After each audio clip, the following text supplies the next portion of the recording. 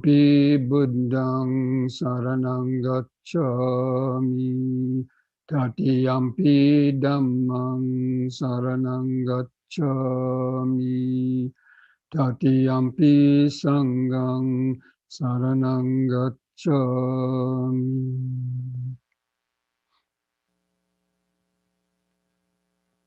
So welcome friends to this Wednesday evening Sutta study class. And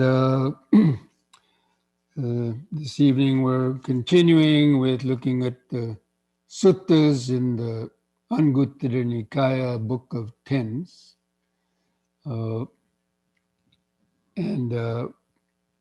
Last couple of weeks we're looking at suttas that dealt with, the 10 different types of people in the world, depending on how they, lived their life and pursued either sensual pleasures or not. And it was largely dealing with lay persons and how, different ways that they enjoyed sensual pleasures or acquired their wealth in terms of last week. But this week, and also those talks had featured the famous lay disciple Anathapindika. So Anathapindika figures in a lot of suttas because he was one of the preeminent lay disciples of the Buddha. And he was, what we would call a millionaire in those days, very wealthy person, and who supported the Sangha wholeheartedly and so on. But he had also attained Sotapanna. And so he was a very good example of a lay person and how they, even though they had a lot of wealth and they enjoyed sensual pleasures to a certain degree, they did it in ways, but that didn't prevent them from him attaining Sotapanna, entering the stream. So that should be encouraging to a lot of you lay persons there. So this sutta also features Anathapindika. So you said that it says that Anathapindika left the Jetavana monastery in Shravasti in the middle of the day in order to go see the Buddha. So he was on his way to see the Buddha, but then it occurred to Anathapindika, now it's still a little bit too early. I think the Buddha might be still in seclusion. So let me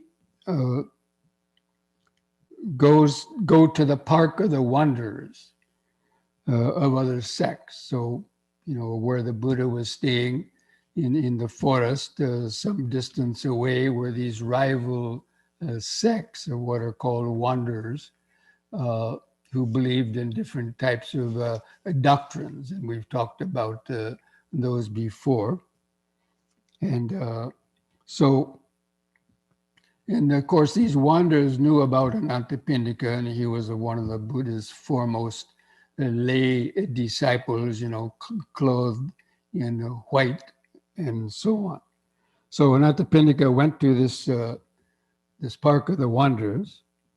And at that time, these wanderers were sitting around in, their groups, making a large uproar, talking loudly and boisterously, and were sitting around discussing various pointless topics, or at least from our Dharma point of view, they were pointless topics, talking about, probably just, aspects of worldly life, or these speculative views that they believed in. So anyway, one of these wanderers saw Anathapindika coming in the distance, and then told the other monks there, "Sirs, be quiet. Do not make any noise. Here comes the householder Anathapindika, a disciple of the master Gotama, one amongst the Gotama's white-robed disciples. Now these venerable ones are fond of quiet, disciplined in quiet. and speak in praise of quiet. So if this Anathapindika hears us sitting around quietly, yeah, he might be encouraged to come and speak with us, and we can ask him some questions about the Buddhist teaching.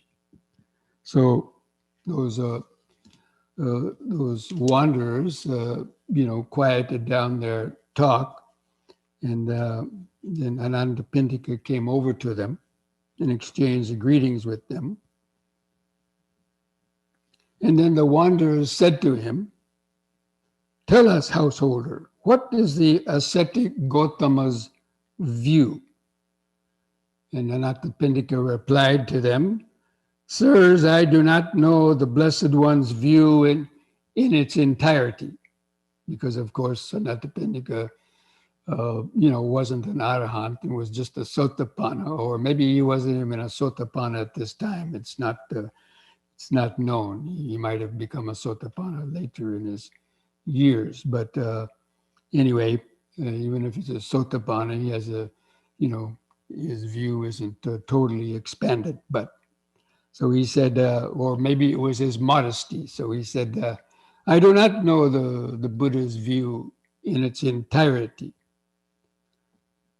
So then they tell him, "Well, if you don't know the Buddha's view in its entirety, then tell us what, the other monks, what is their view?" And he replied to them, "I also don't know the other monks' view in its entirety," because Anathapindika, of course, couldn't read their minds. And, he may not have been that conversant with all of the other monks to know their views. But anyway, he was probably just playing along with these wanderers. So these wanderers say, "You don't know the ascetic Gautama's view, and you don't know even the bhikkhu's view, then tell us, what is your view?" So these wanderers are asking Anathapindika directly, what is his view? That means, what is his direct experience? And so he replies to them, "It isn't hard for me to explain my view, sirs, but first explain to me your views, and afterward it won't be hard for me to explain my views." So, first of all, Anathapindika wants these wanderers to explain to them their views so that he would have a better idea of how to, maybe engage in a debate with them, or explain his view so that it would have some, meaning for them. So then these various monks who held different views started telling Anathapindika what their view was. So one says, "The world is eternal. This alone is true. Anything else is false." So this is, these wanderers held these different views and thinking that only this view is true and everything else is false. So one of them, "The world is eternal." And another one said, "The world is non-eternal. This alone is true. Anything else is false." So these two wanderers, right at the beginning, were contradicting each other. Then another one said, "The world is finite." And another one said, "The world is infinite." And then another one said, "This is my view. The soul and the body are the same." And another one said, "No, the soul is one thing, the body is another." And yet several others gave some other views. And one says that the Tathagata, or the Buddha, exists after death. Another one said, "No, the Tathagata does not exist after death." And another one says the Tathagata both exists or neither exists after death. So anyway, they were telling Anathapindika these their views, in saying that only these are true and everything else is wrong. Now, each one of these 10 persons was giving a different view. So, they're indirectly, they're saying that they're all wrong. And so when this was said, Anathapindika said to those wanderers, he repeated what these wanderers had said. And then he said, all of these views have come into being and are conditioned, a product of thinking, a product of volition, dependently originated. But whatever has come into being and condition, dependently originated, is impermanent. Whatever is impermanent is suffering. It is just suffering that he is attached to and holds to.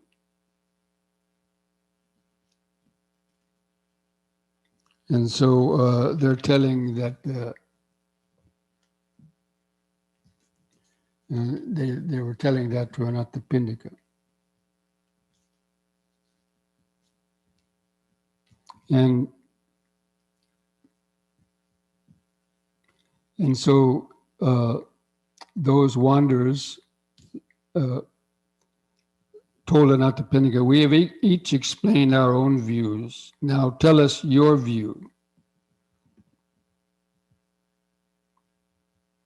And this is where the difference comes in. Anathapindika repeats the phrase, whatever has come into being and is conditioned, a product of volition, dependently originated, is impermanent. Whatever is impermanent is suffering. Whatever is suffering is not mine. I am not this. This is not myself. This is my view. Now, that's the view of a Sotapanna. So Anathapindika is telling these ascetics that he sees everything, the five aggregates of clinging, as impermanent and conditionally arisen. But he adds the caveat that whatever is suffering is not mine. I am not this. This is not myself. So none of those ascetics had included these phrases in their view. They just simply said, whatever is impermanent is suffering. It is just suffering that he's attached to and holds on to. So they're saying that all of these ascetics clinging to their views, they're clinging basically to suffering. So Anathapindika clarifies that and gives this alternative. None of them have mentioned that these are not me, not mine, not myself, because they all clung to some type of self-theory. So the important part of Anathapindika's reply was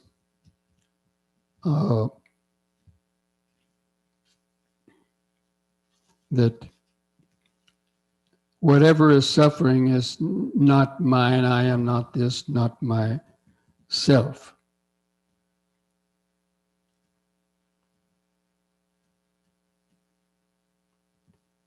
And then Anathapindika says, whatever has come into being and condition, a product of volition, dependently originated, having clearly seen what suffering is, as it really is with correct wisdom, this is not mine, this is not, I am not this, this is not myself. I understand it as it really is, the superior escape from it. See, and that's what these wanderers could not explain. They were explaining there's all these 10 different views that they had, that they were suffering, and they're clinging to those, and they didn't know any escape from those. So Anathapindika clears up that and points out to them that they're attached to that suffering because they're clinging to it, with their sense of I. So he clarifies that whatever is suffering, this is not me, not mine, not myself. And he understands the escape from it, where these monks, they couldn't explain any escape from suffering. And after Anathapindika said that, all those wanderers sat silenced, disconcerted, hunched over, downcast, glum, and speechless, because they couldn't, refute Anathapindika's statement. So they were hoping that they would be able to engage, just like in previous suttas we read that some of these wanderers tried to engage the Buddha in Dhamma dialogue, but they also, the Buddha was posing questions and counter questions, and they couldn't reply to them, and they just shrunk their head, and they realized that they had no way of replying to this was obvious superior wisdom and understanding. So all these, they sat like that, and then basically that was the end of that discussion with the wanderers, and Anathapindika then left. He went to see the Buddha. So he went to the Buddha and he related the entire conversation he had with all of these ascetic wanderers. And the Buddha then tells Anathapindika, good, householder. It is in such a way that those hollow men should from time to time be thoroughly refuted with reasoned argument, such as Anathapindika had, given them. And they weren't able to, to respond to his reasoned argument. Then it says the Buddha then instructed, encouraged, inspired Anathapindika with some more Dhamma talk, and then he left.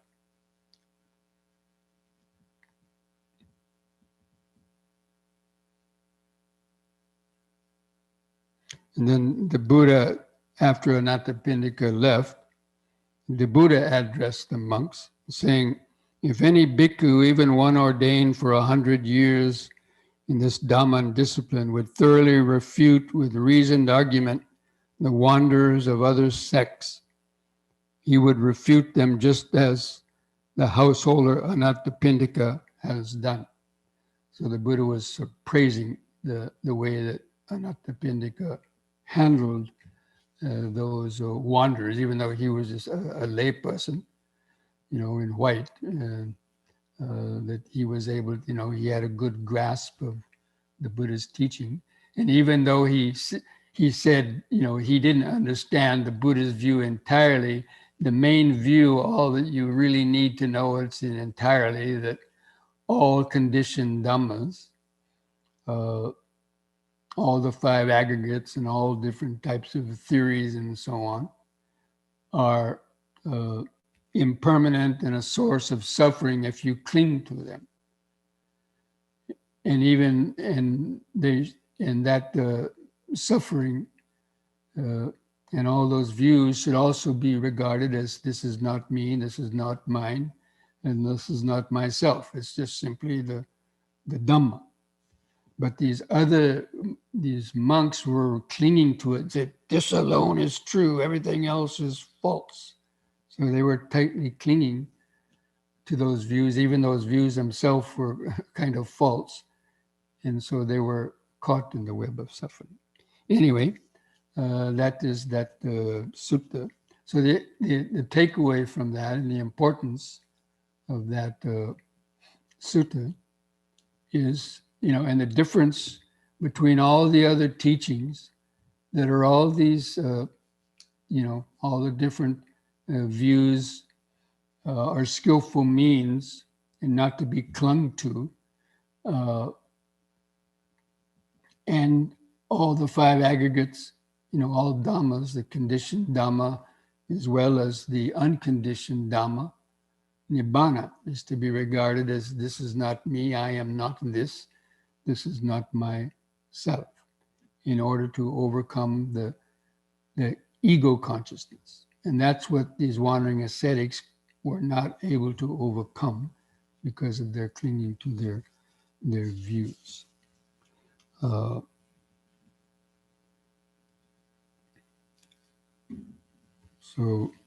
I don't know if anybody has any comments on any of these, this sutta so far.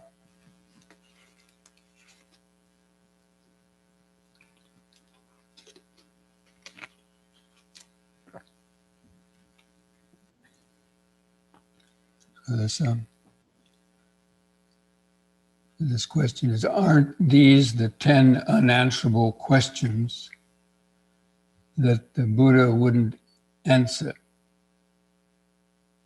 And so why did the layman attempt to answer them?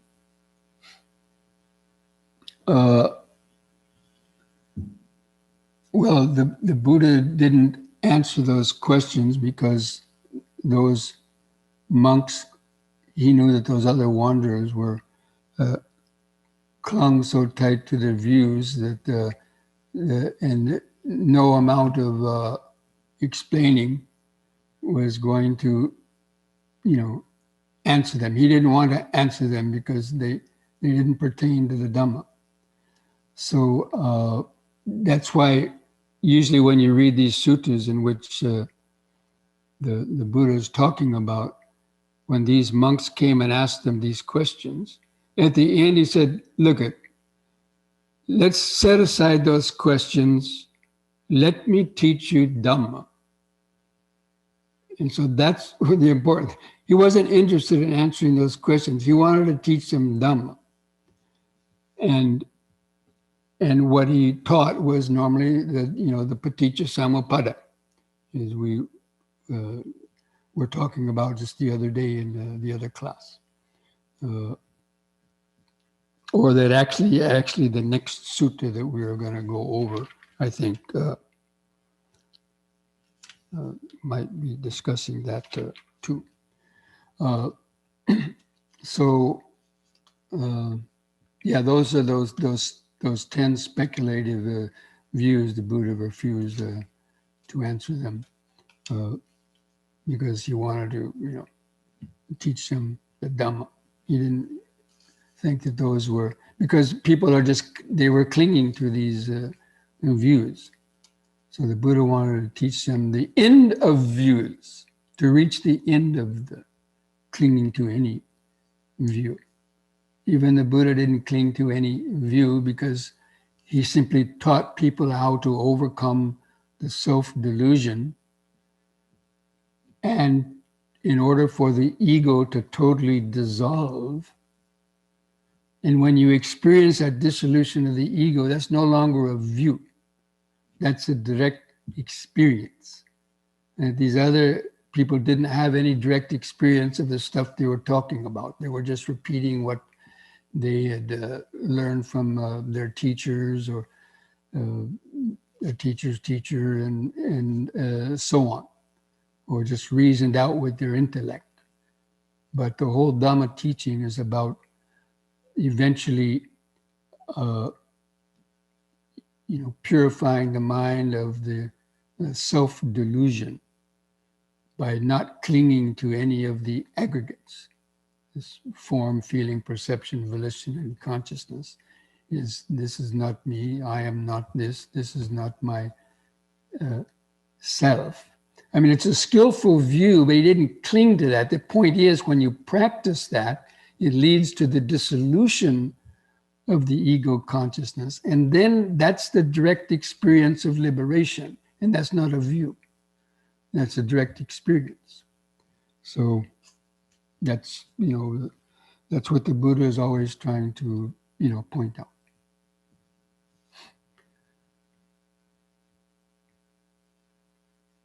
Okay, so I thought I would go on to another sutta.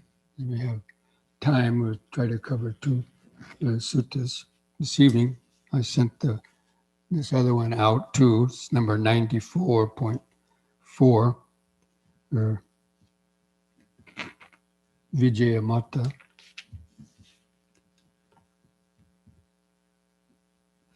Now, this next sutta is about another householder whose name was Vijaya Mahita.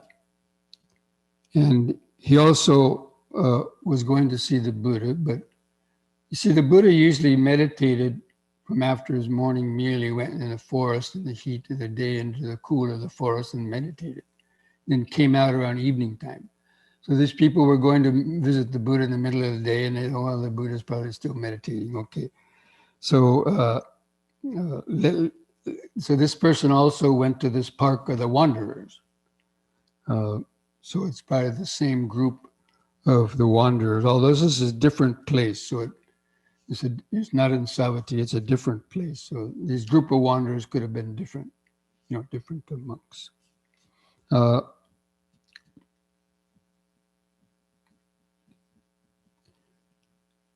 And then the same thing, the wanderer saw this disciple of the Buddha coming and, kept quiet. And then, he came over to them, and then the wanderers put this question to this other lay disciple of the Buddha.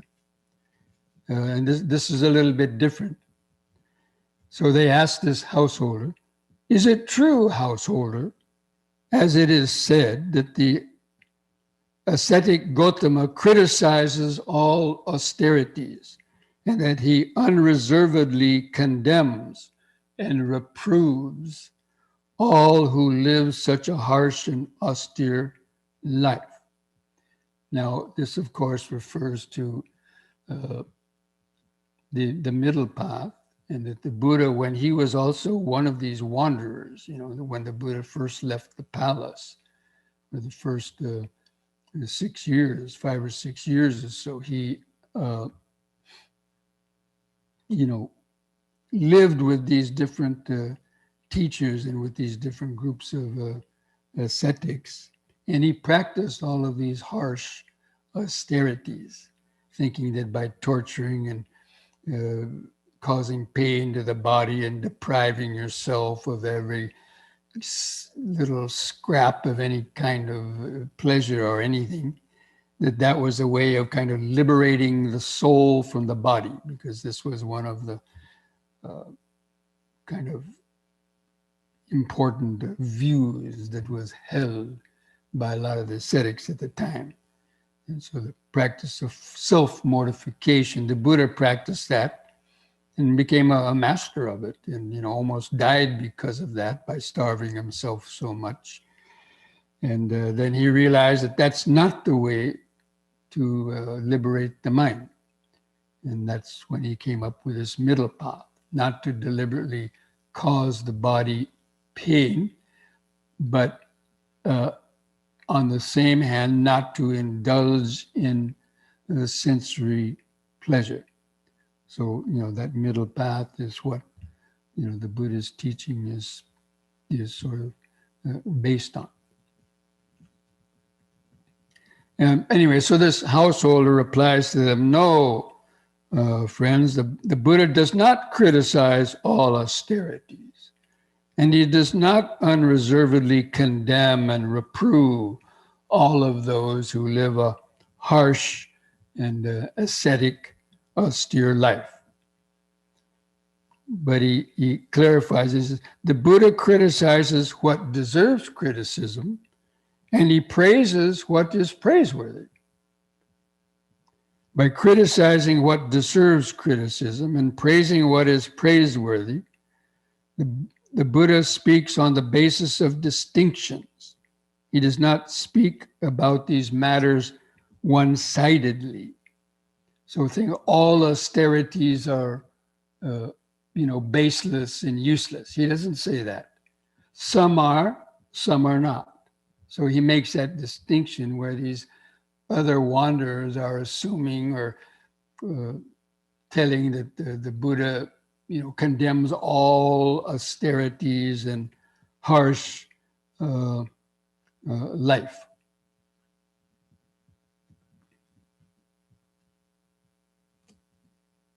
And then one of these ascetics replies back to this householder, "Wait a moment, householder.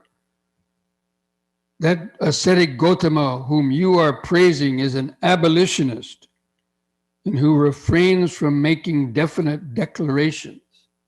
So now this wanderer is accusing the Buddha now of being an abolitionist. That means one who wants to abolish everything and who refrains from making definite declarations.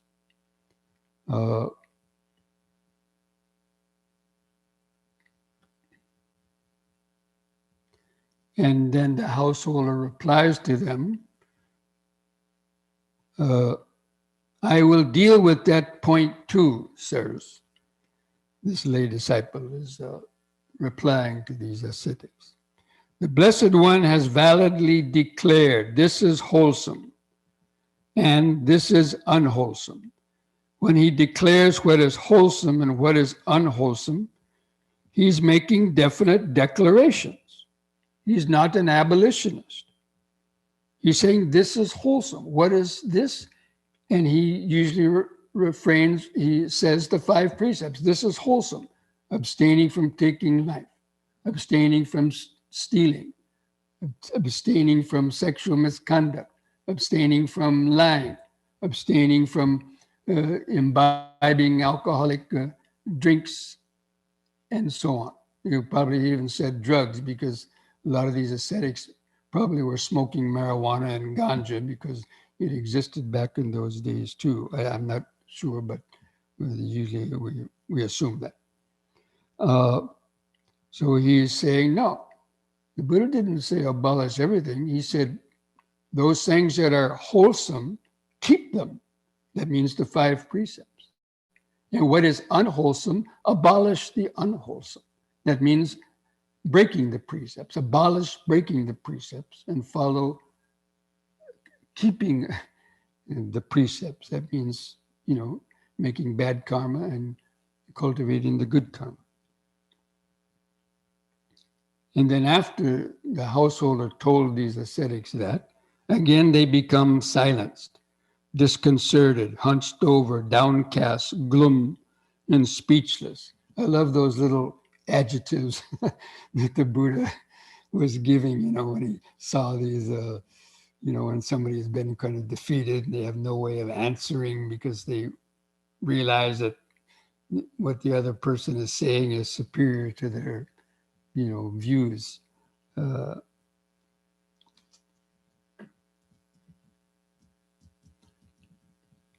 then after that, Vijayamata, this lay person, left these wanderers and went again to see the Buddha. And he also told the Buddha his entire conversation with these wanderers of other sects. So this was a different type of conversation than the one we read in the previous sutta. And again, the Buddha tells him, good, householder, it is in such a way that those hollow men should from time to time be thoroughly refuted with reasoned argument. And then he goes on to say, I do not say every kind of austerity that it should be practiced, nor do I say every kind of austerity that it should not be practiced. I do not say of every observance that they should be done or not done.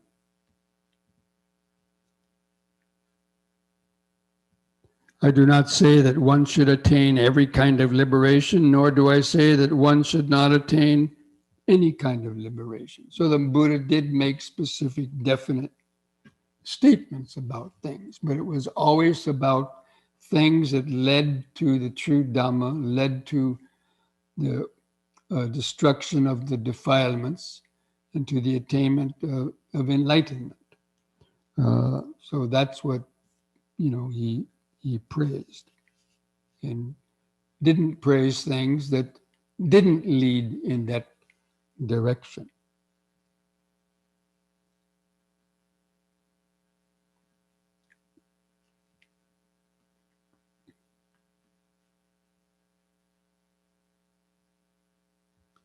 where he says, if householder one practices a particular austerity, the unwholesome qualities increase and wholesome qualities decline, then I would say one should not practice that austerity.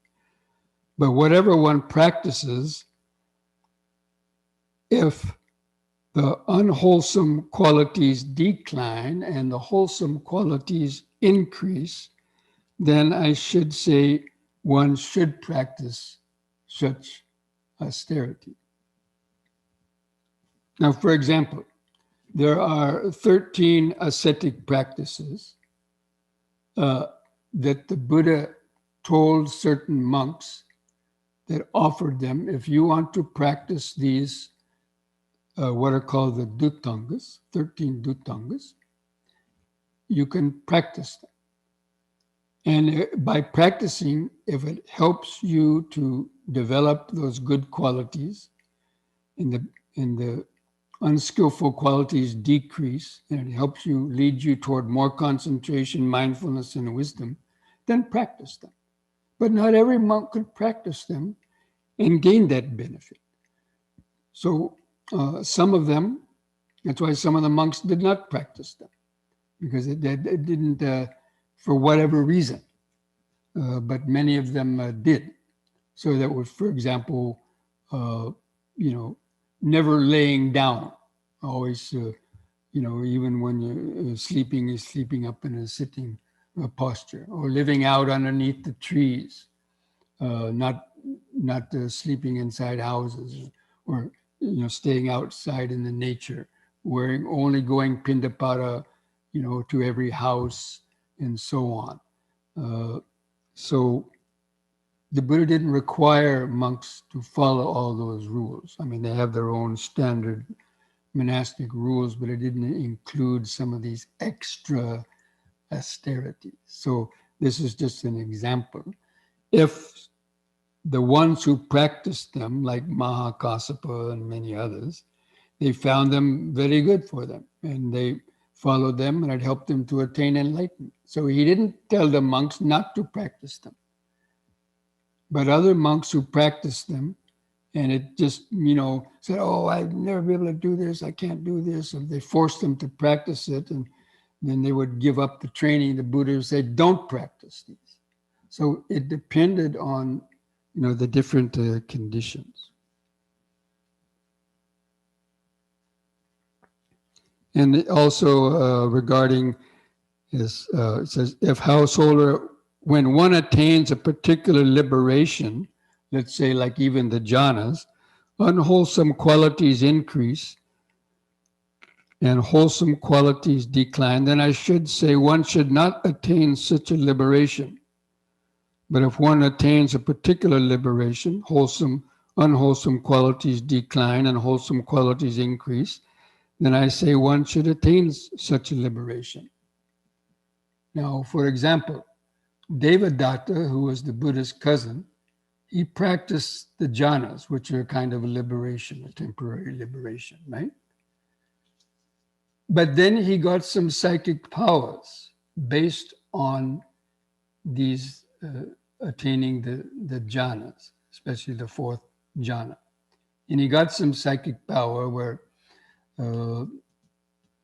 he could impress people with these some psychic powers. And it led to his downfall. And because of that, other less unenlightened monks and the junior monks were impressed by these powers that Devadatta got.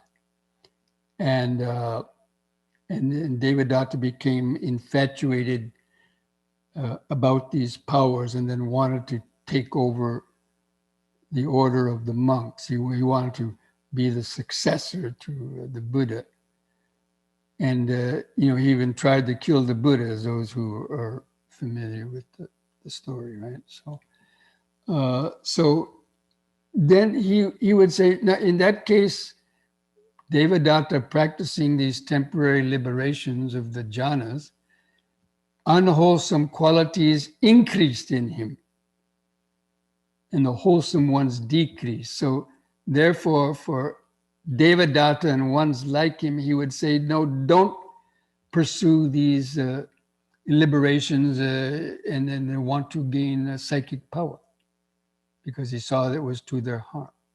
But other monks who weren't abusing those jhanas or trying to develop these psychic powers and then do it to impress the lay people and to get famous because they could levitate or because they could do various psychic powers. So, he encouraged those people that wanted to develop the psychic power if it came to them, but they use it in a skillful way. Then he would say, okay, practice this kind of liberation. So those are just some examples of the distinction about whether one should practice a certain kind of meditation or not, or other types of disciplines. Like, if one would say, oh, you have to sit in the full lotus position to meditate. If you can't sit in the full lotus position to meditate, then, you'll never gain enlightenment. So, now some people who can sit in the full lotus and not have any problem from it, then fine, you sit in the full lotus. But other people, because of whatever reasons, or the structure of their body and joints is so on that the pain was so much that they couldn't sit in the full lotus, then the Buddha would say, no, don't sit in the full lotus, sit in one of these other postures. So like that, that's the criterion that we should kind of follow, because every person is different.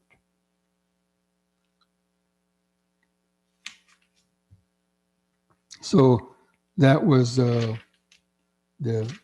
teaching of this other monk. And then the Buddha also told the monks, after this layperson had left, the Buddha told the monks, if any monk, even one who has long had little dust in his eyes regarding this Dhamma and discipline, would thoroughly refute with reasoned argument the wanderers of other sects, he would refute them in just the same way as his householder Vijaya Mahita had done. So he was practicing, praising this layperson also. And there's other white-robed lay followers too, who would even gained anagami. And the Buddha praised them, and they were very skilled in giving Dhamma talks. Even some of them were more skilled in giving Dhamma talks than some of the other monks. And that's just because of the different faculties and different people. So,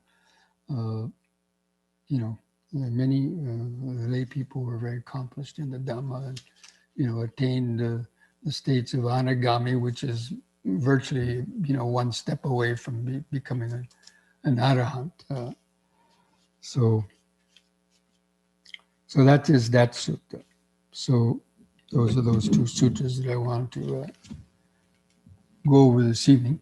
Now, does anybody have any, let's see if there's any additional questions that might have come up based on that second sutta. I don't see any on the chat here. But if anybody has a question that they want to just ask, they can unmute themselves and ask it.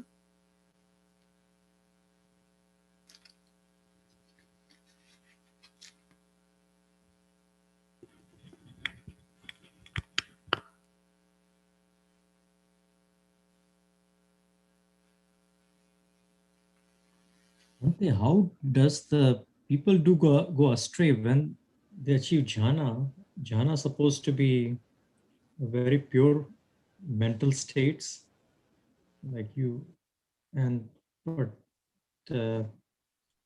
like as you gave the example of Devdatta, that's very, very,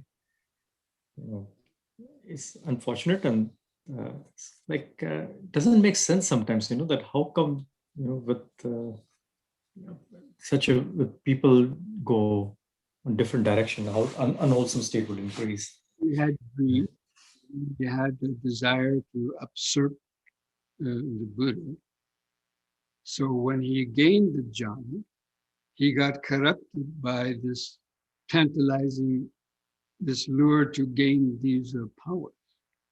So he, maybe it was from a past life or whatever, but so instead of developing insight, instead of using the jhana to uh, cultivate insight into no self, he pursued the pursued the development of the psychic, the power, with these evil intentions about wanting to use them to, kind of outshine the Buddha or impress lay people in order to get a large following. So that's the main thing, is the intention of why you want to develop these powers. Now, sometimes they come spontaneously also, which we read about with the attainment. Usually it's with the attainment of enlightenment, but people might have been practicing in previous lives and they might have been able to gain some of these powers. So with the jhana, a person might spontaneously experience some of this. Like, you probably heard about, or other people, oh, I can read their mind, or, they can remember a past life, for example. So then they try to exploit that. And so that's the danger, that they don't go first develop insight and attain enlightenment with these jhanas, but then want to develop these psychic power. Or if they came spontaneously, they get lured by them because they don't have that insight. They haven't developed the insight to see the danger into when the ego is operating.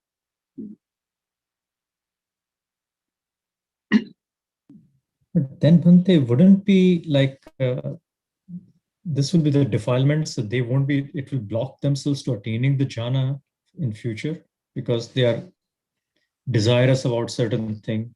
So because and that in turn won't give them access to those powers. So it's like kind of a barrier. Hindrances are the kind of a watch, like in a way, it's like a guard kind of thing. They try to like always let people astray. So That's because the hindrances, they haven't attained even the first stage of enlightenment, perhaps. So the hindrances are just, you can suppress hindrances just by forcibly, developing one pointed concentration. And so, with that, you could suppress the defilements enough to attain the jhana. But to develop the psychic power, again, most of it would probably become because of a past life. These other ascetics who we talked about, these other ascetics. Some of them could attain jhana too, but it wasn't right. It wasn't right concentration. It was wrong concentration because it wasn't supported by right view. So jhana, you can attain jhana by attaining wrong concentration. That means just, gaining this one-pointed concentration, but without the supporting wisdom. We read in so many sutras that right concentration is supported by right view and all of the factors of the Eightfold Path in order to call it right concentration. Otherwise, it's wrong concentration. So a lot of those other ascetics, they practiced concentration, attained jhanas, but it was wrong concentration. It wasn't the samma samadhi that the Buddha was espousing. It was some other, just absorbing their mind into some brilliant light or some other types of things. So, thank you, Bhante. okay, yeah, these are difficult things to understand with, the limited mind power. And again, Remember one of the suttas that we covered 1 or 2 weeks ago was about people trying to assume what other people should experience. So we're assuming that Anathapindika shouldn't have had psychic powers because he had these defilements, but we don't have the ability to know what was in Devadatta's mind from even previous lives and so on. So we shouldn't make these assumptions. Anybody who has any hindrance cannot attain the jhana or attain psychic power or some of these other types of assumptions that people may like to make. And so that's why the Buddha, myself, I mean, the Buddha was saying this, only a Buddha or somebody like the Buddha who can read the minds and go into the past unconscious mind of people to really see what's going on in there and from the past could make assumptions about people doing that. Like, in the last week, this one person who was a celibate and the other one wasn't a celibate, and people are assuming that there wasn't the one who wasn't a celibate. How could they be born as an anagami or something like that? Making all these assumptions, or various types of. Thank you, Bhante. Okay, friends. So why don't we take a few minutes break and then get ready for the yoga stretches, followed by the meditations.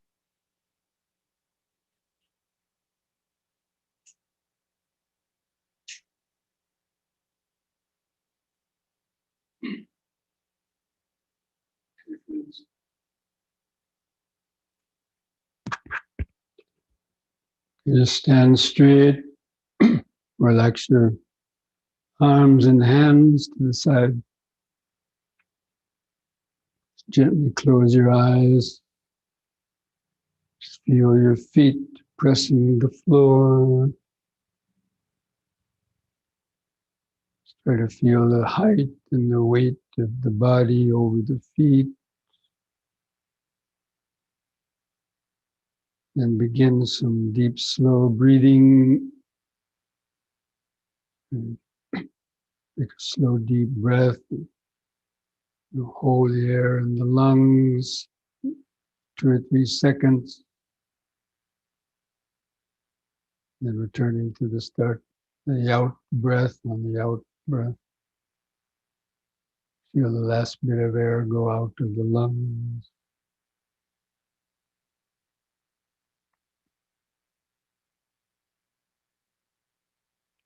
You coordinate these movements with that deep, slow breathing. So on the next in breath, raise the arms over the head, interlock the fingers, turn the palms up, straighten the arms, stretch your head back, and look up at the back of the hand. On the out breath, turn the palms down, touch the top of the head. Again, in breath, palms up, straighten the arms, stretch the head back, bend back a little bit.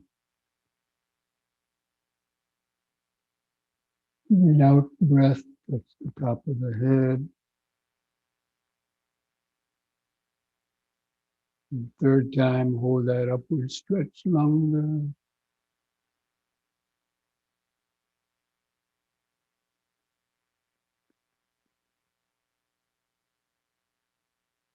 Release the fingers, and the out breath, arms back to the side. Relax. Gently close the eyes. Try to feel the increased sensations on the body, close touching the skin, increased subtle pulsation, other body movement. Just remember standing, standing, standing, just letting go of your thoughts, keep the mind fully grounded, attentive in the body.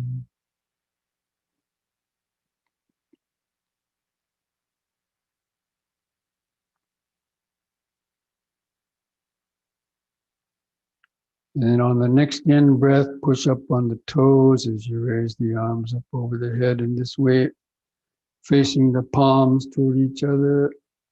Stretch. The out breath, come back down, arms to the side, heels to the floor. Use the breath to help lift the body up. In breath.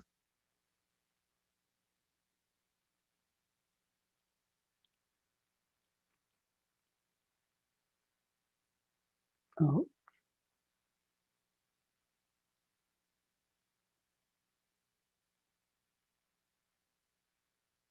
In.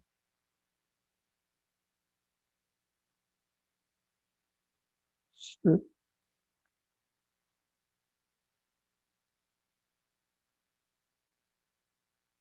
Out.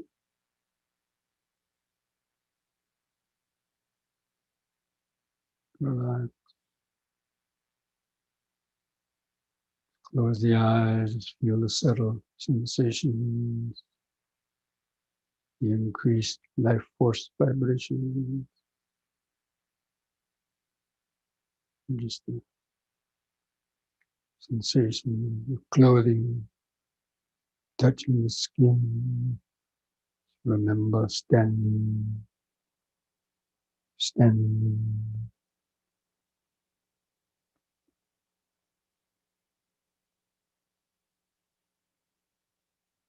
Letting go of your thoughts, keeping the body in the front of the awareness. And next we'll do a side bending using both arms. On an in-breath, raise both arms up over the head. Try to keep the fingers and the arms straight, keeping the biceps close to the ears. On the out-breath, bend over the right side as far as you comfortably can, keeping the elbows straight, the arms parallel to each other if possible. In-breath, lift up. And the other side, out-breath.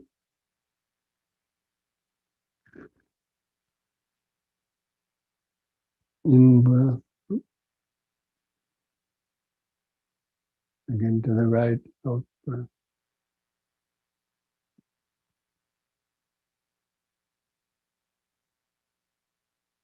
In-breath. Out.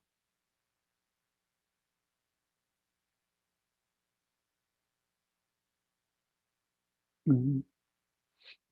Once more to each side, out-breath.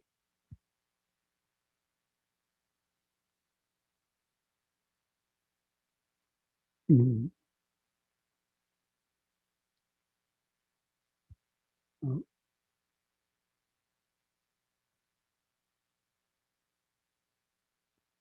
In. On the out-breath, lower the arms. Relax. Just keep feeling the body.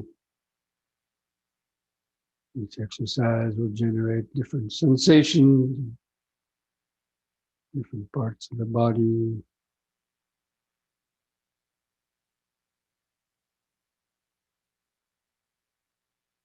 Remember standing, standing.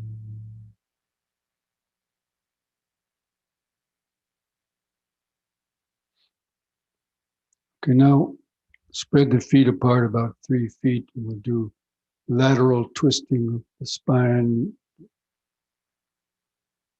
holding the arms out. Try to keep the arms, parallel to the floor.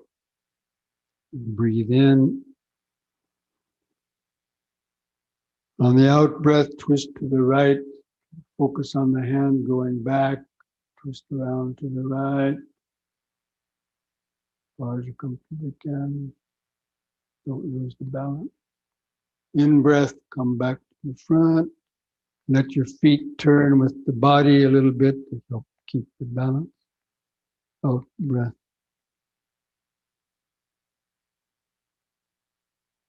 In breath, front. Again, to the right, out breath.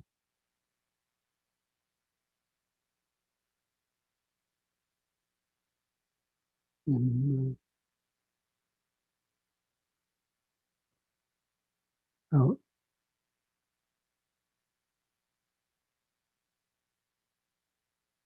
And once more to the side.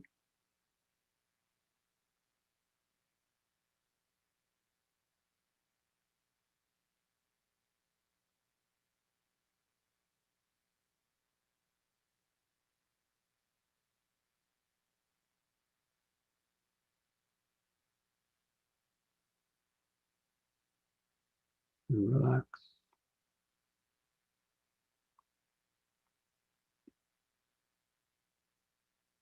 Feel each foot pressing the floor. And arms and hands at the side. Clothing touching the skin on different places. The head balanced on top.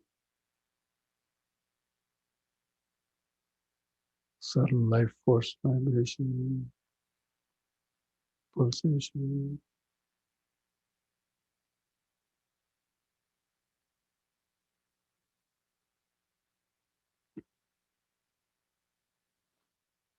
And keeping the feet apart.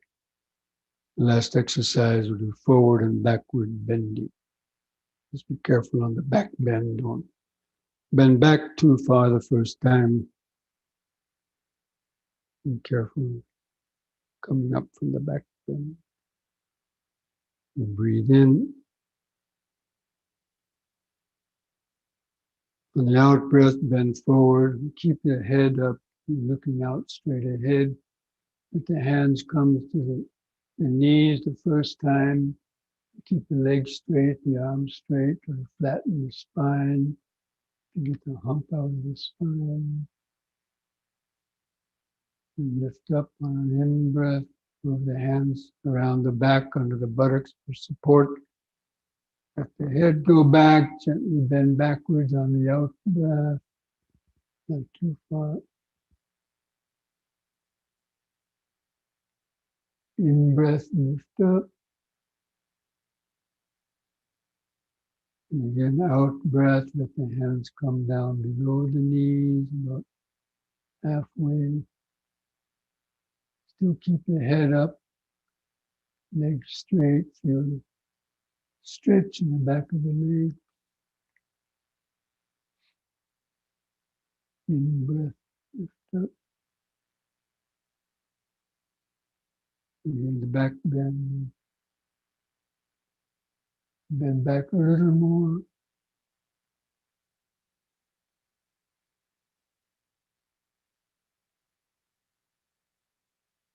In, come up. And third time, out breath, let the hands come down as far as you can toward the feet, or even the floor if you can reach, and then hold on to your feet wherever you can reach. Hold that longer and keep the legs straight. Feel the stretch in the muscles of the back of the leg, the hamstring muscle.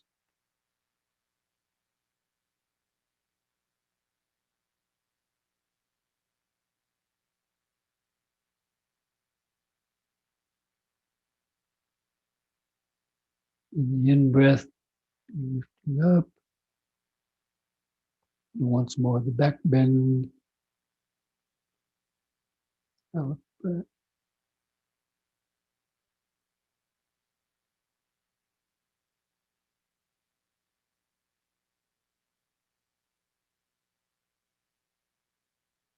In-breath, carefully lift up. And the out breath, just relax. Feel the whole body. Each foot pressing the floor. The arms and hands at the side. The head balanced on top. Clothing touching the skin on different places.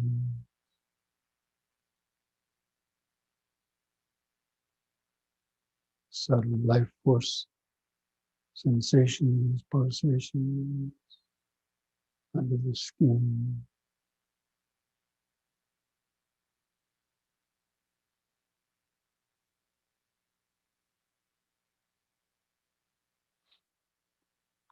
I'll bring the feet back together.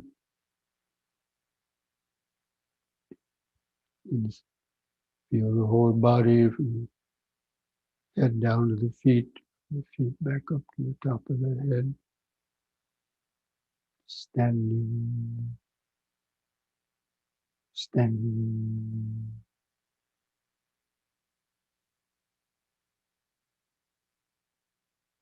Standing. The here and now, present moment awareness.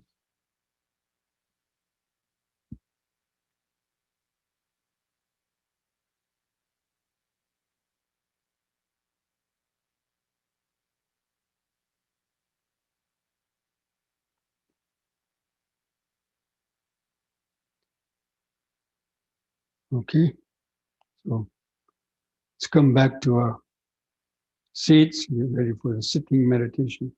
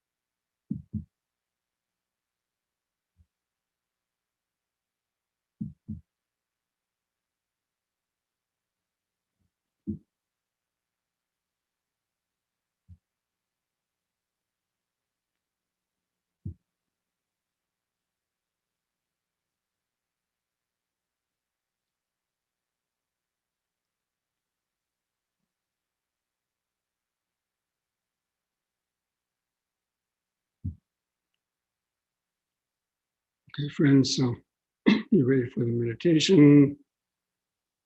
Try to sit in a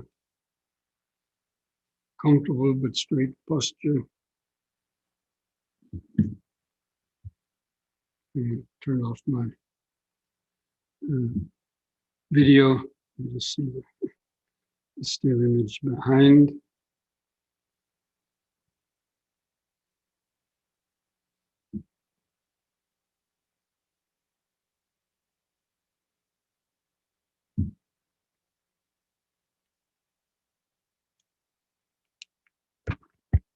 Just try to align the back of the head and the back and the spine in a straight line.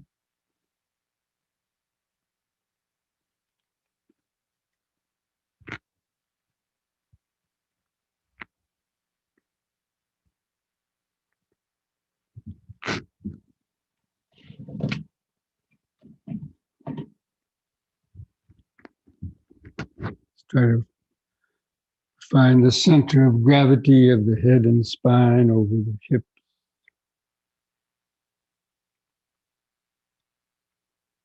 Gently close the eyes. And bring your total attention down to feel where the buttocks press the seat. It's like looking through a magnifying glass or focusing a camera lens, focus the lens of awareness. The buttocks press the seat, feel that hardness, the pressure. So you can notice or feel the pulse of blood in the buttocks, any other sensation.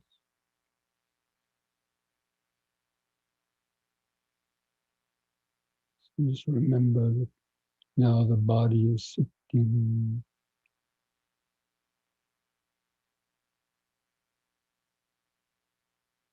And from the buttocks, let the awareness kind of move down the legs toward the knees to feel where the clothing touches the skin of your legs.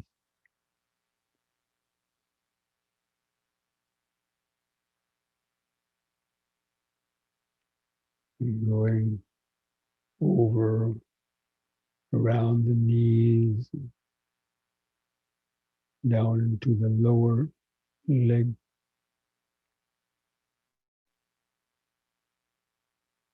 Feel where the legs are crossed underneath.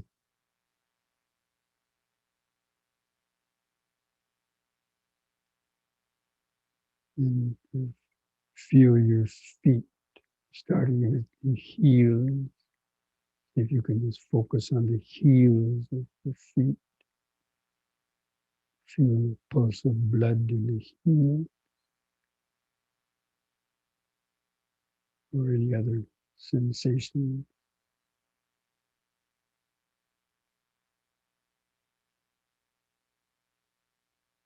And where the socks touch the skin.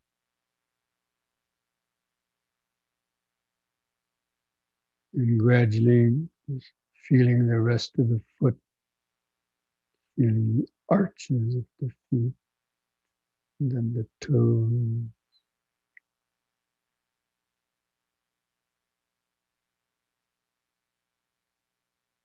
Feel when socks touch the skin of the feet. Feel where the feet are crossed or touch the floor, where the toes touch each other.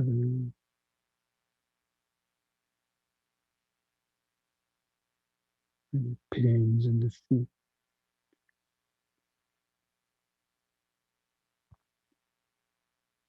Trying to feel that aliveness in the feet, all those different little sensations.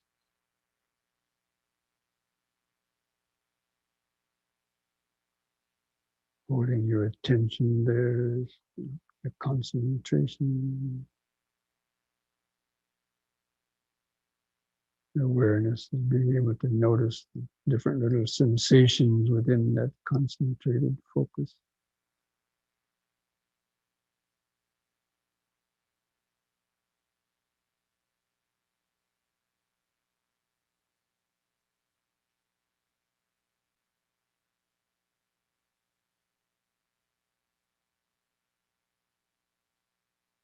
Now let the awareness move up to feel your hands and fingers, where they touch together, where they touch the body.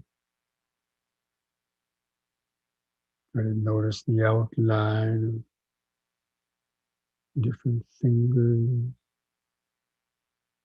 Feel the subtle pulse of blood and other sensations in the hands and fingers.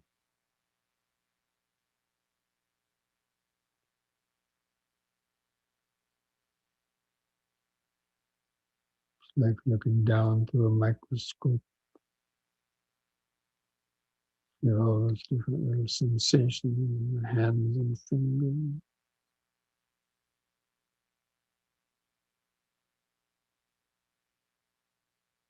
Also, just remember sitting, sitting. These hands belong on this sitting body.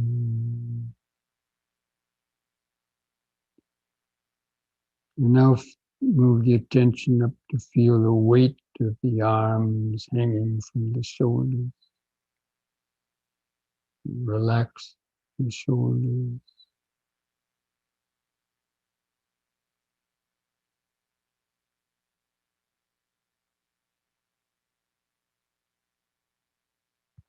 And feel where clothing touches the skin of the shoulders, arms.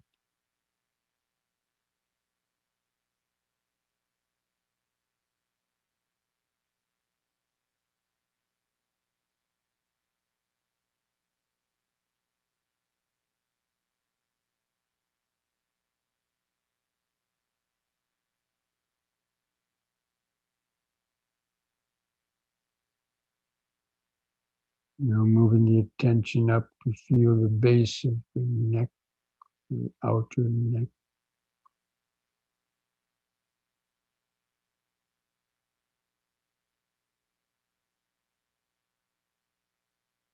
The collar of the clothing might touch the base of the neck. If your hair touches the neck.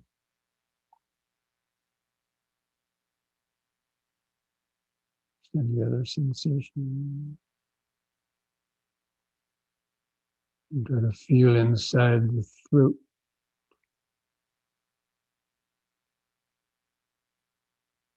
Any sensation to want to cough or swallow.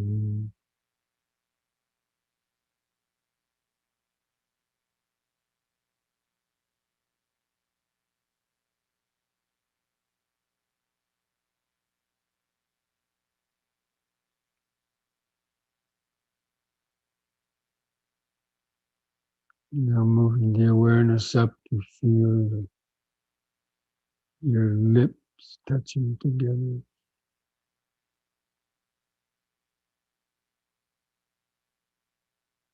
And keep the chin lifted up level to the floor.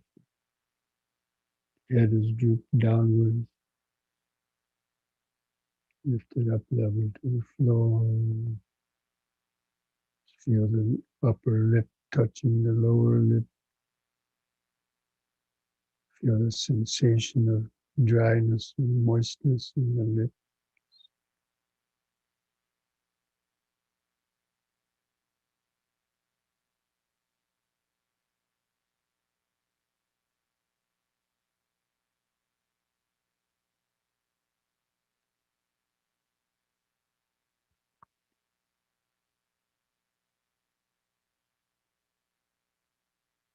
And feel the tongue laying in the mouth, where the tongue may touch the teeth, the sides of the roof of the mouth.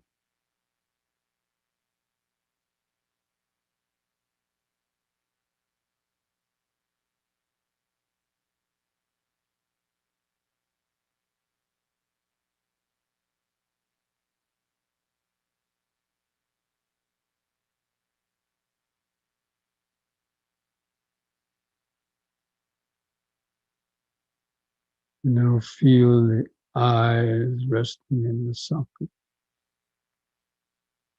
and the eyelids stretched over the eyeball.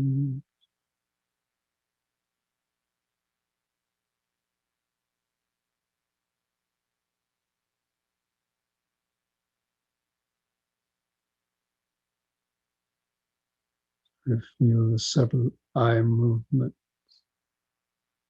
the blood pulsing in the capillaries of the eye. Just relax the eyes.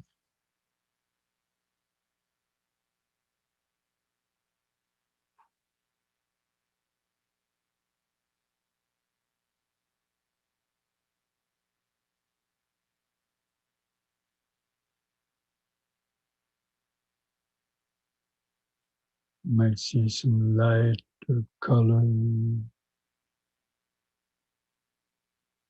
maybe a mental image.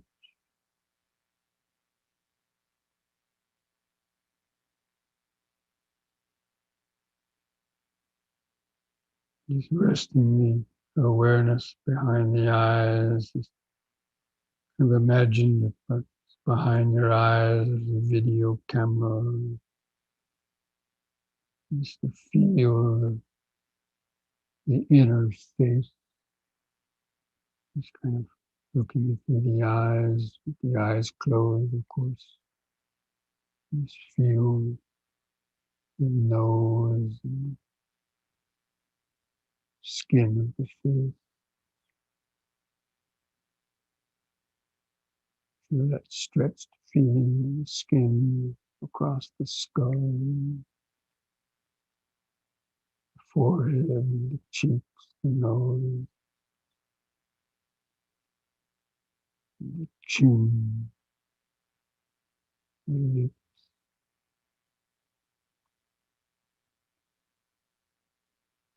It's as though there was a movie camera on, taking a video of the inner face, different sensations.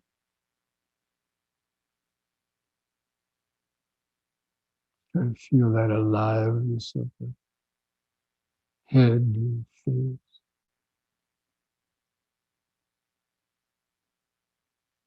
present moment awareness.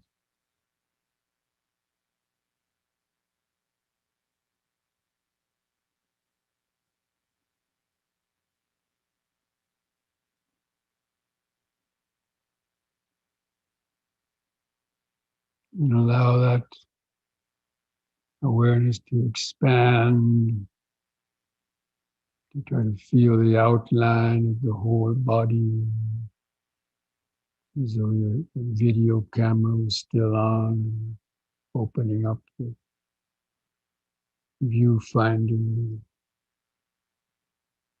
Feel the arms at the sides, buttocks and feet underneath.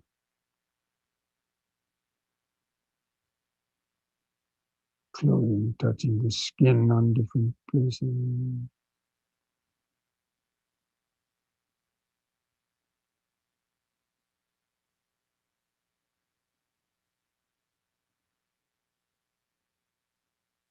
Just try to hold that outline of the body in the mind's eye.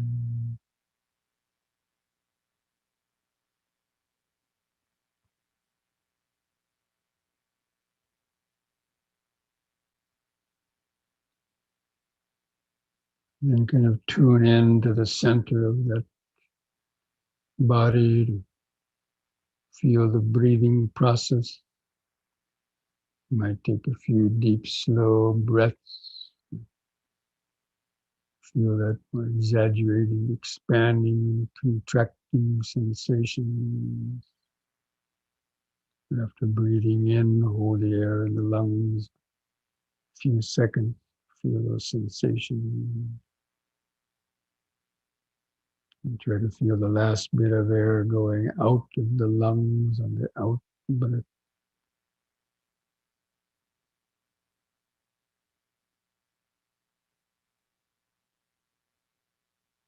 Try to take a few more deep, slow breaths like that to fix the attention there in the center of the body. Being aware of breathing in, sitting, breathing out, sitting. Just make that the main focus of concentrated awareness.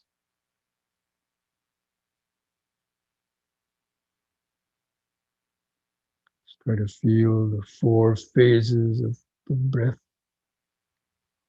The expanding in breath and the brief pause. The contracting out breath. in the brief pause.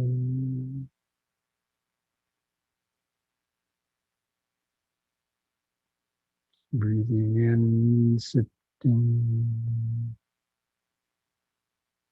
Breathing out, sitting. Here and now, breath by breath, moment by moment.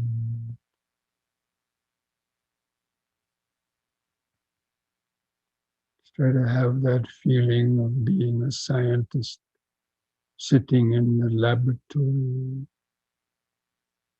This breathing body is the laboratory of the meditator.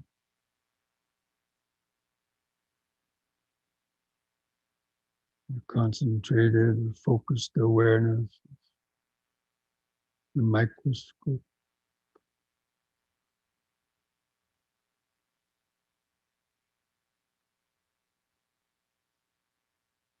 Breathing in, sitting. Breathing out, sitting.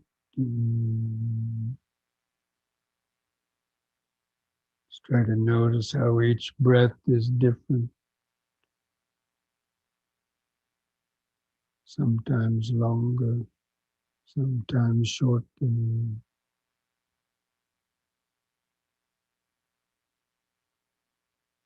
Sometimes the in breath is longer than the out breath, or the out breath is longer than the in breath.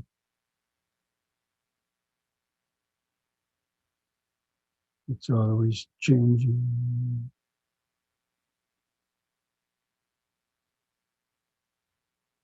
based on the needs of the body and mind.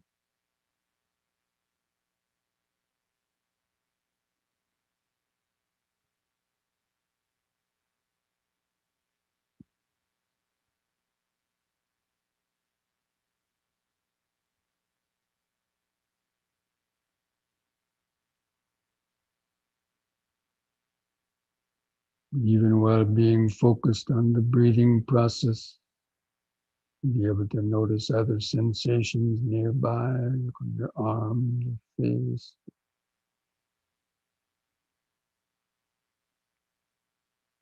and other sensations within that same space of awareness. Other sensations can be noticed in the periphery.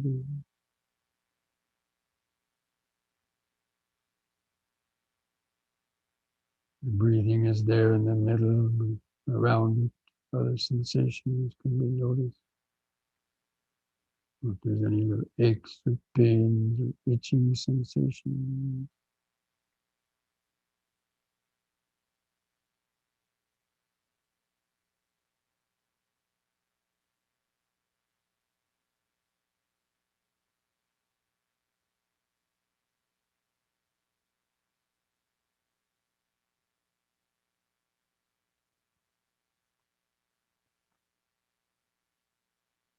And even while feeling the breathing or other sensations, you can also notice the thoughts moving to the back of the mind. When thoughts arise and try to steal your attention away from any of the five hindrances, mindfulness will notice them, relax around them, or apply the appropriate antidote until they diminish.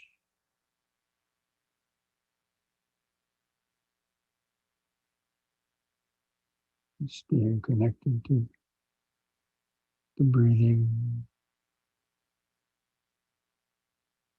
breathing in, sitting, breathing out, sitting.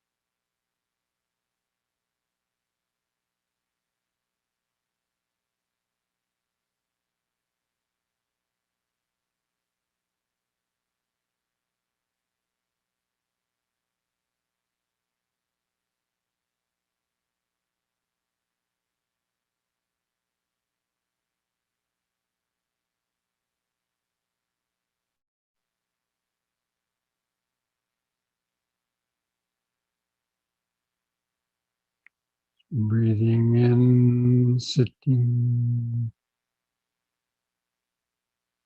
Breathing out, sitting. Sensations come and go. Feelings, perception, thoughts come and go.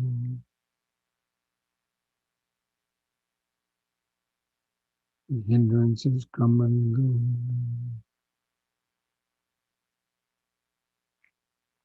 Sounds come and go.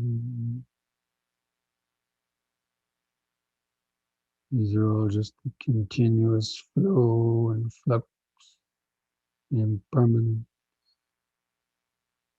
the five aggregates of the body-mind process.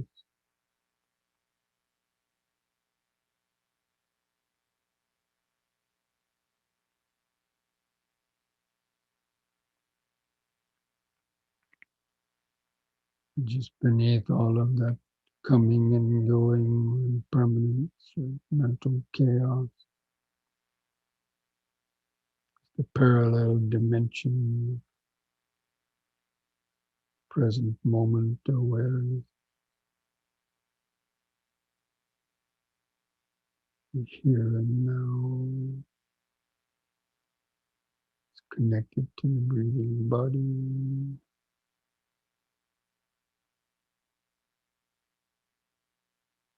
natural body-centered awareness.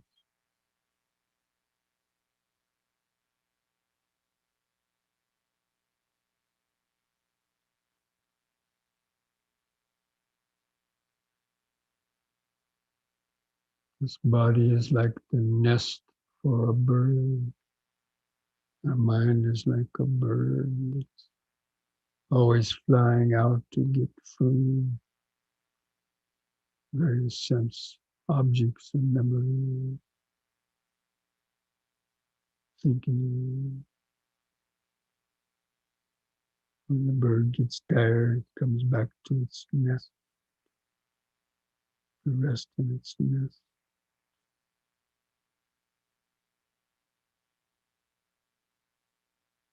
Just keep bringing the thinking mind back to rest in the nest of the breathing body, sensation body.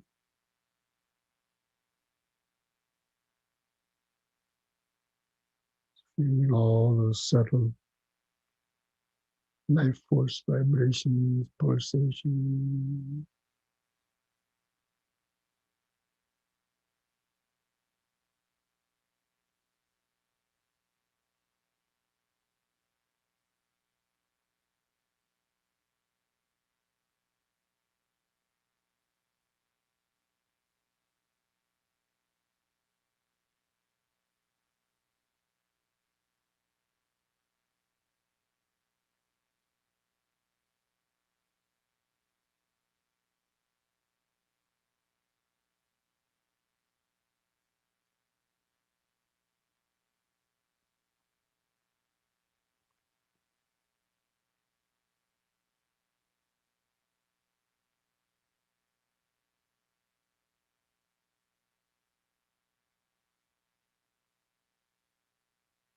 This body and mind have a life of their own, powered from the past karma.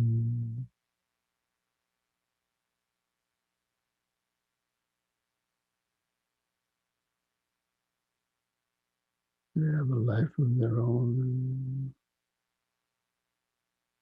cannot really control.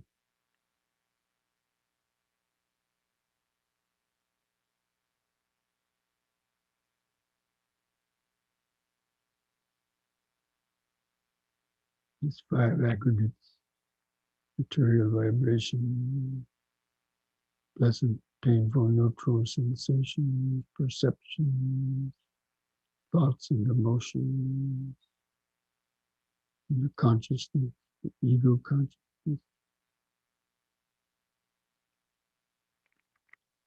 They just come and go according to conditioning, past karmic conditioning, as well as the present moment effort to concentrate.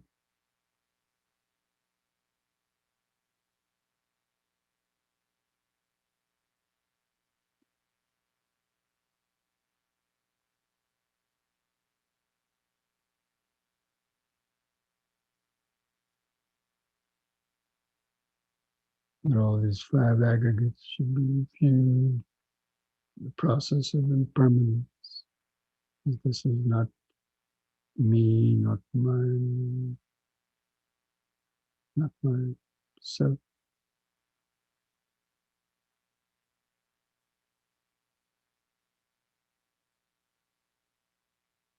Even awareness is not your real self, it's just awareness. It doesn't belong to any person.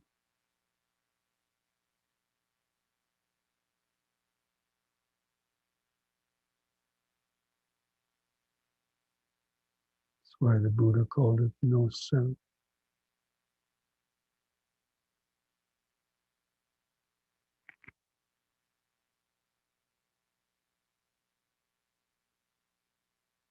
If you try to own it or control it, and frustration, suffering arises.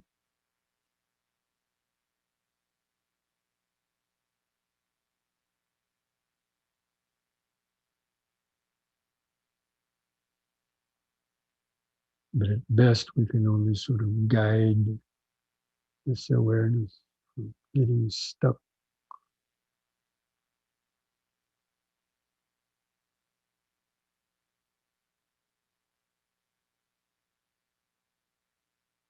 entering the flow of present moment awareness.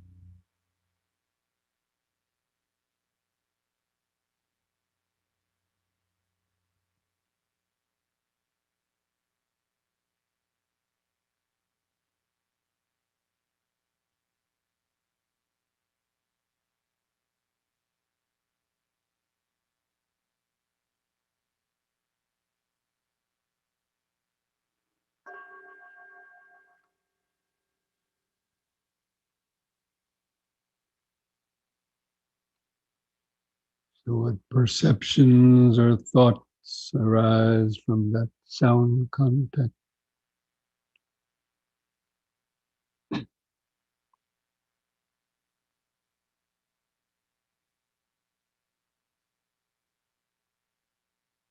Sabbe sankhara anicchati. Sabbe sankhara dukkati. Sabbe dhamma anattati. Yada panyaya pasati. Atanibindati dukkhi. Yesamaggo visuddhiya.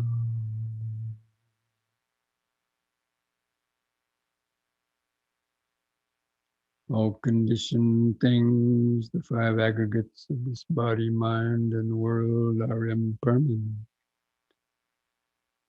And clinging to impermanent things with ignorance brings stress and suffering. And all the dhammas, the unconditioned dhammas, the conditioned dhammas, the five aggregates, as well as the unconditioned deathless state, are without any owner or control. And not I, me, or mine, or myself. When one sees these three characteristics with the eye of wisdom, one becomes disenchanted with suffering. This is the path to purity, to freedom. And thus spoke the Buddha.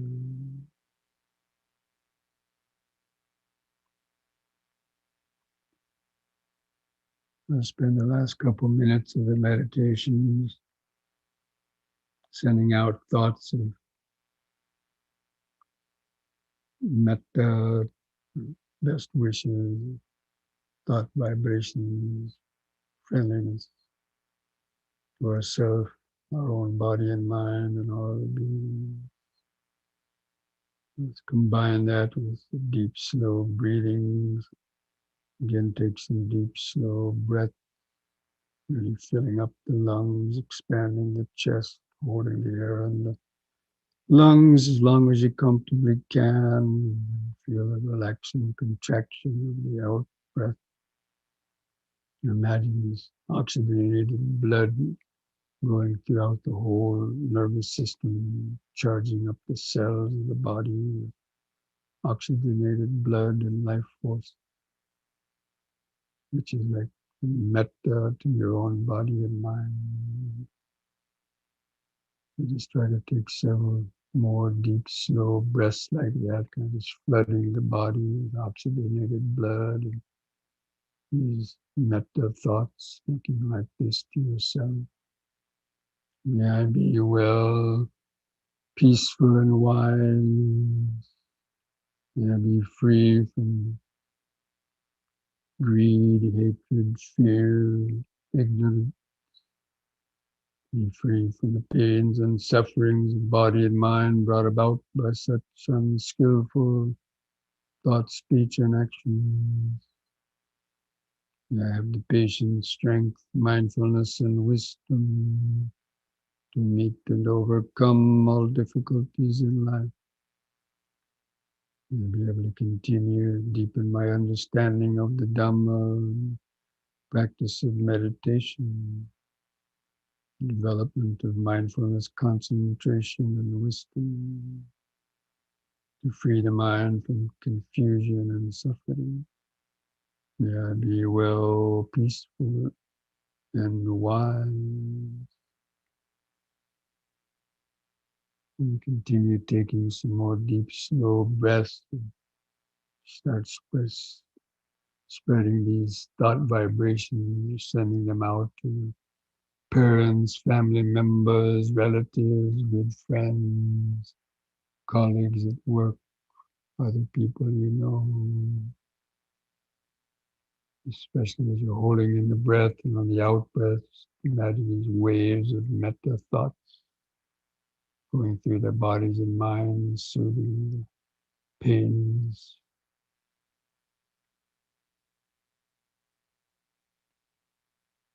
awakening the seed of love and wisdom in their heart. Just with each out breath, just imagine these waves of metta going further and further outwards, across the countryside, through the towns and cities, eventually across the whole country, and across the oceans in all 10 directions, to eventually surround the whole earth.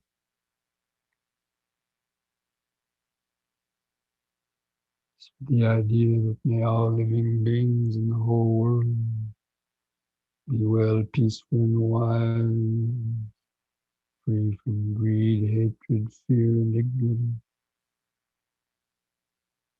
And all beings have the patience, strength, mindfulness, and wisdom to meet and overcome all difficulties in life. And all beings are able to hear the mind-healing teachings of the Dhamma, to practice meditation, to help free their minds from confusion and suffering. May all beings be able to live peacefully and harmoniously together.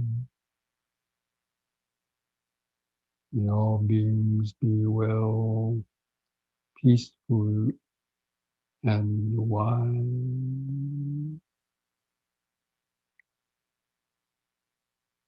May all beings be well, peaceful, and wise. It's like a mantra reverberating throughout space. Well, peaceful, and wise.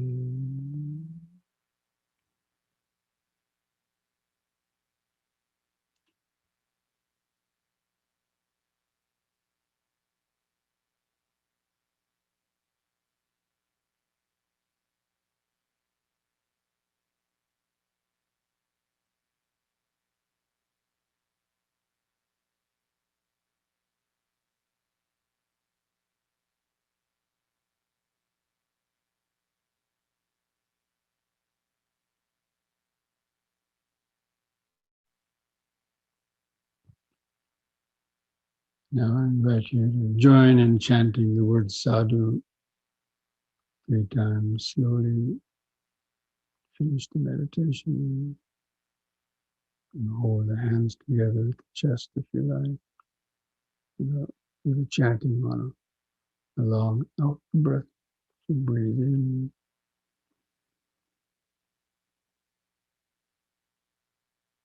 Sadhu.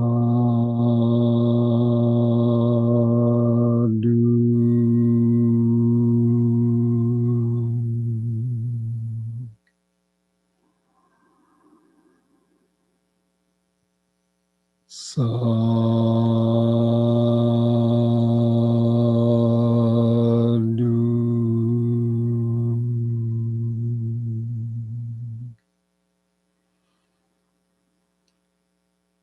Sadhu.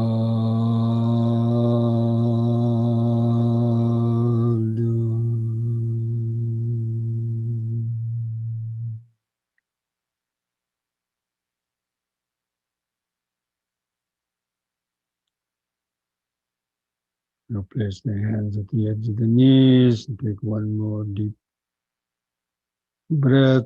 Pull the hands against the knees, now arch backward.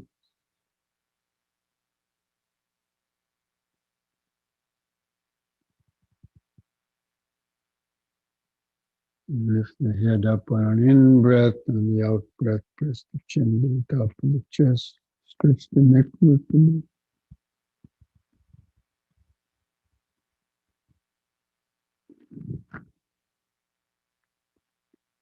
Lift the head up. Level on an in-breath, relax on the out-breath. And put a smile on your face.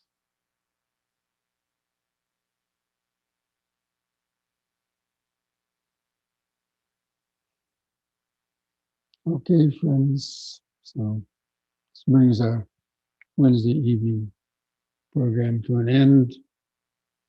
And in case you're wondering, that's not my psychic power of projecting two of my images there.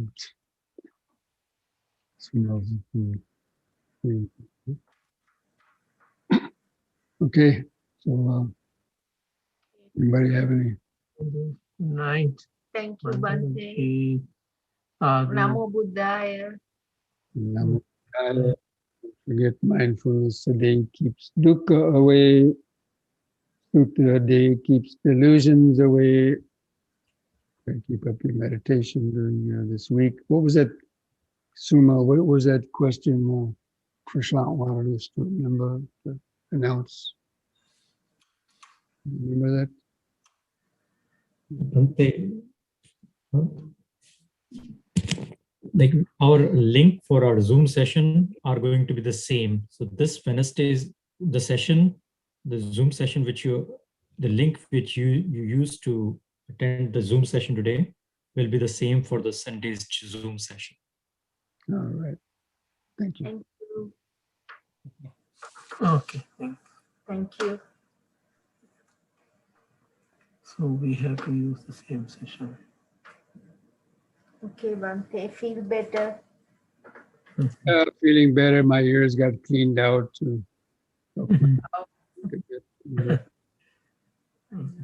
Hearing well now, right? Well, normal. Did you have wax in your ear, Bhante? Yes, it was plugged up. There was a big plug blocking it. Right. I get it all the time. Too. Yeah, I get about every 2 or 3 years. I get it, Right.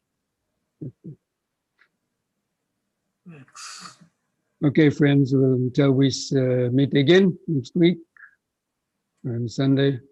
Namo Buddhaya. Namo Buddhaya. Namo Buddhaya. Thank you, Prashant.